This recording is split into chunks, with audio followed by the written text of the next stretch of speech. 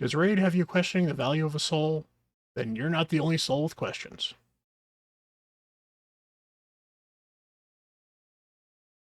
Hey everyone, Bront CatHerder here, having fun talking souls in Raid Shadow Legends. Now Soul Stones, the Altar Souls, and the Iron Twins have been around for about 6 months now, and it's actually been a pretty huge impact on the game. A lot of people have been kind of confused about how souls have affected their account, what they can do to get souls, whether or not they should be farming Iron Twins. So I'm going to do a deep dive into the soul system today, or at least how to acquire them and purchase them, not the actual blessings that you receive with souls. We can take a look and see whether or not it's worth spending your resources to go get more of them, and whether or not they're worth your time and energy. But first, I do regular deep dives on YouTube, so if you don't want to make sure you miss a video, make sure you hit that subscribe button down below. I also stream at Bront CatHerder on Twitch as well, so please follow me there. You can catch me live. I do takeovers. We have lots of fun. I'll dance sometimes. All kinds of cool stuff. I'll be doing actually my 1 year streaming anniversary on April 29th. So do stop by for that. Should be fun. I've got all kinds of interesting things planned for there, and we have mandatory fun on the stream. So hope to see you guys there. So, as we do our deep dive, we're going to start here at the Altar of Souls, which looks a lot like the Summoning Portal. Souls, in many ways, are very much like shards. There's different levels, different rarities you can get from them. In addition, souls have different qualities of souls you can get. Souls summoned here are perfect souls, so that means that regardless of any soul you might have on a champion previously, you can always apply this soul to a champion. So if you pull a 5-star perfect soul, you can apply it to a champion with currently no awakened soul. Now, they come in different ways. There's obviously champions have their standard rarities. You only get a soul stone from a rare or better. So you have rare, you have epic, and you have legendaries. On top of that, you have star ratings for the souls. So star ratings are 1 through 6. The bigger the star rating, the more powerful the soul is, the more your champions get from the blessing. So for the specific soul stones, you start off with mortal soul stones. They can get a 1 to a 6-star soul, and they can go from a rare all the way to a legendary.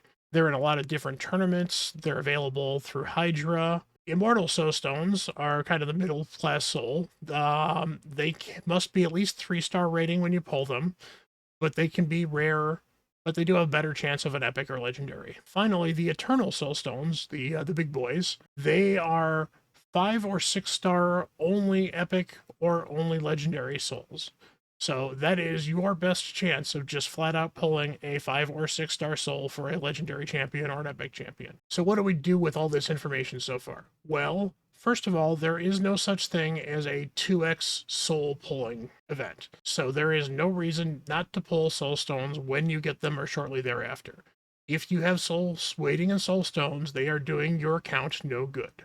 So as far as value to your account and value in general, we need to look at the currencies involved with the Altar of Souls and Soul Stones. So let's move on to the Mystic Market. So here in the Mystic Market, you can see we've got 5 different things we can purchase, and we have 5 different currencies. Now, you have 3 currencies you can purchase stuff with in the Mystic Market. These are your mortal, immortal, and eternal soul coins. These you earn through selling souls in the soul collection. I'll get into that later. Or you can earn the immortal soul coins here through Iron Twins. And then, of course, you can purchase with the immortal coins, you can only purchase mortal soul stones, so there's no reason to save these up. Every 1,000 you get, you should just be buying a couple mortal soul stones. Then, if the immortal coin allows you to buy either immortal soul stones or immortal soul essence, which is used in the soul merchant. And then finally, the eternal soul coins are used to buy eternal soul stones and eternal soul essence. The immortal soul coins could buy either Moral Soul Essence or Moral Soul Stones, and same with the Eternal. It's 50 here to buy a Soul Essence, it is 1,000 to buy a Soul Stone, so we're talking 20 Soul Essence to 1 Soul Stone. So what's kind of the value on those? Well, that's where we're going to have to look into the Soul Market to find out. Alright, so we're here in the Soul Merchant, and as you can see, there's a number of souls for sale. The souls will range from, you'll have 4 legendaries, 6 epics, and 4 rares to be able to buy. And the price will be different depending on what you're buying. It is both a combination of what level of soul you're buying And of course, the rarity of the soul is of value as well. Obviously, rares are the cheapest. They're also the most common ones to pull, though. So I suggest not buying a lot of rare ones in here. Epics, valued a little bit differently. You can see here the 1-star is worth 7, a 3-star is worth 40. I believe a 2-star is worth 13. Eventually, once they get to 4-star here, you can still buy them with the Immortal Soul Essence. Once they get to a 5-star or a 6-star, they will start costing you the Eternal Soul Essence. So this here, for example, is a 5-star rare that cost me 12 Eternal Soul Essence if I wanted to buy it. Now these here are part of split souls. You can only buy perfect souls of 1-star, but anything beyond that will be a split soul. And that means you have to have a champion of at least 4 stars in this case to be able to put this 5-star split soul on, because you have to be able to fill in these 4 red stars already. That's what they sell in here. Now these will filter through your various champions. Sometimes they're champions you have. As you can see, if it's a champion I have, it'll have the little helmet under here. And a lot of them, the ones I have, actually have souls on them, so there's some level of the souls. So I have a man-eater with a 2-star soul. So it's offering me the 3-star soul for him.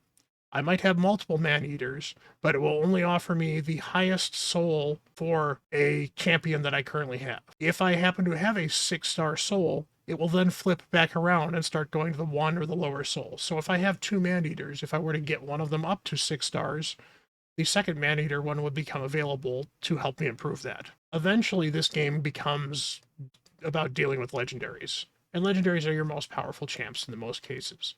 Looking at the value of these soul essences, it's best to look at the legendaries. Legendaries cost 20 for a 1-star, 40 for a 2-star, 120 for a 3-star, 300 for a 4-star. It becomes 100 immortal essence for a 5-star, and then finally 300 immortal essence for a 6-star. Going back again to what can you buy from the Mist Market and why you might want to buy from the Mist Market? Buying 1 Immortal Soul Stone is the equivalent of a 1-star soul of a champion that you get to pick from the Soul Merchant.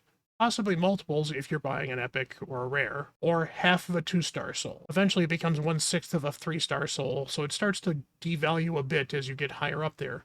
In general, the best way to improve your account is to get souls for champs you have, and the best way to get souls for champs you have is through the Soul Merchant. So you want to be buying this Immortal Soul Essence when you have extra coins. So in fact, let me do that right now. And that gives you the best chance to slowly but surely improve getting souls you want from the Soul Merchant. Now, there's good chances you'll pull some souls from Soul Stones as well. That's fine. That'll be very helpful, in fact. But the best way to improve, the best way to guarantee that you're going to get what you want, is to ultimately be saving up to buy them in the Soul Merchant. And I think that's where many people have gotten tripped up in this Soul Stone business. The rush to pull the champion you want, especially in a gacha game like Raid, is there. It's a very tempting thing. It's a very gratuitous moment when you actually get a soul you want from a Soul Stone. But more likely, you'll find one in here and say, oh, can I afford it? Hey, I need this Lysandra soul. I've got the coins for it. I can purchase it. And that's the easy way to make progress using souls in your account. But let's take a look at the soul collection because, some of how you accumulate these coins still has not been talked about yet. So we're here at the soul collection looking at various souls that I have in my bin. Some of these are champions that I would love to pull at any time, and if I have, I'll throw a soul on them. Some of these are champions I actually have waiting for me. Michinaki, I've got a 2-star soul for him, and I happen to have one in my fragment portal waiting for me to pull him and throw that on there. You go through a couple of champs here weekly. You get a few shards a day, possibly 1 or 2. You can get a couple of them during the Hydra reset. So you end up getting a couple of them in here, and eventually you have to go through and look at the ones you want to keep or the ones you sell. You can only store 50 souls in here, although you can expand this for silver or gems. I've never found a need to have more than 50 in here because I've never really kept more than about 10 to 20 of them. What champs would I keep versus what champs do I sell? Well, as I said, Michinaki was a champ I was interested in, and so I kept his 2-star soul. Archbishop Pinthroy, 5-star soul, could be very valuable. A 6-star legendary soul I thought was going to be interesting, and I would love to get a Noct with a 6-star soul. So I absolutely am going to hold on to this. Skullord 1 star, I could see that used. I'm not sure about that one. Maybe I might sell it later, but I didn't need to sell it at the moment. But selling souls of 1 to 3 stars will get you the immortal soul coins. Selling a 4 to 6 star will get you the eternal soul coins. And these kind of build up. Going back to the market, you buy your immortal soul essence from the souls that you decide you don't want to keep. So pulling souls, selling the ones you don't want, and then using the essence to buy the ones you do want is the economy of the soul stones. Notice I didn't talk about the Eternals earlier here where we're talking about the deals. The Eternal Soul Essence is great, and you need a lot of it, but you need a lot of it once you get a bunch of 5, 4, and even 5-star souls. So early on, you won't find yourself needing a lot of the Eternal Soul Essence. So I think the Eternal Soul Stones are a much better value. The value you get from a 5 or 6-star epic or legendary champion soul you like is huge. The chances of pulling something is significantly higher because you can only get 5 stars or better, and you can only get epics or better. So it's the best chance you're going to get from a soul stone to just get something that could be account changing. And finally, the value on these is still fairly high. So if you end up selling them because it is not something you want, you could get something as big as another Eternal Soul Stone to pull. In general, I like buying the Eternal Soul Stones over saving the Eternal Essence.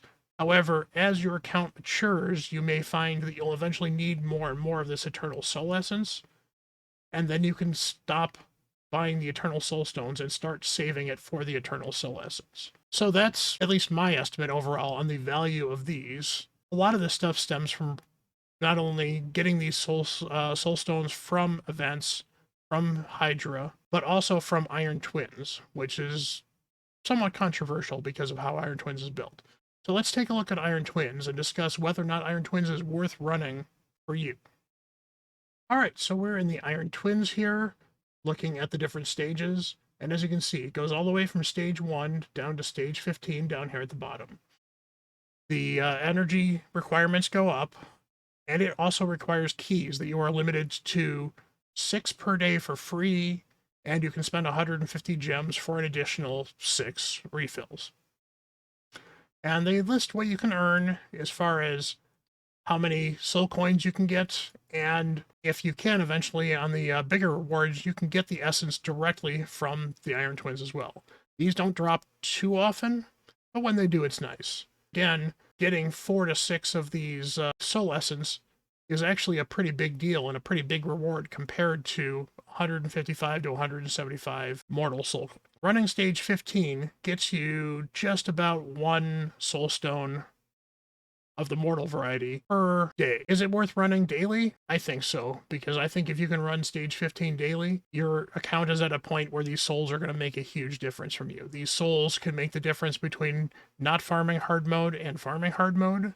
They can make a difference in arena from getting out of gold 4 or getting into plat. They can make a huge difference for your account. They add a ton of stats. They make gearing easier. They will make your Hydra runs easier. Souls are the way to blessings, and blessings are a huge power gain. What about running lower? I felt stage 12 was still worth running 6 times a day.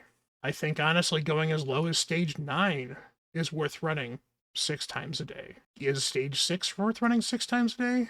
Maybe. Stage 3, you're starting to get me there at maybe I don't think it's worth it because you're not getting a lot of these, especially for the energy you're spending. Farming Iron Twins is still a valuable way to improve your account.